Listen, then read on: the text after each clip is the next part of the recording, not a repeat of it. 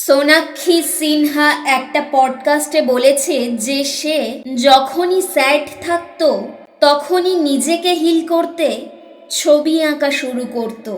Canvas, রং, তুলি হাতে নিলেই সে নিজেকে এই পৃথিবী থেকে ডিসকানেক্টেড ফিল করাতে পারত। কিন্তু তার হাজবেন্ড জাহিরের সাথে দেখা হওয়ার পর থেকে সে আঁকা ছেড়ে দিয়েছে, কেননা ওই স্যাডনেসটা জাহির তাকে কখনো এক্সপেরিয়েন্সই করতে দেয়নি। I can feel every bit of her words. আমি একসময় প্রচুর কবিতা লিখতাম। আমার যত ভালো কবিতা সব স্যাডনেসে লেখা, যা দিয়ে অনায়াসে একটা বই হয়ে যাবে। অথচ রিয়াদের সাথে বিয়ে হবার পর থেকে আমি যখন ভালো থাকতে আরম্ভ করলাম, আমি আস্তে আস্তে কবিতার থেকেও ক্রমশ দূরে সরে গেলাম।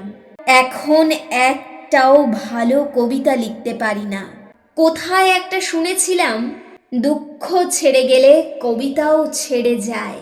একটা ভালো পার্টনার আপনার সমস্ত দুঃখ কষ্ট ধুয়ে মুছে নতুন জীবন দান করতে সক্ষম।